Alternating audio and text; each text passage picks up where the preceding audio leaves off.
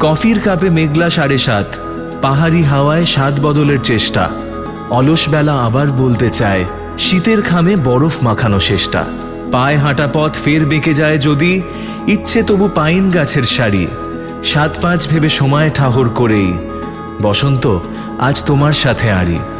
একরাশ বিপদের মাঝখানে শুয়ে আছি, কানাঘুষো শোনা যায়, বসন্ত এসে গেছে।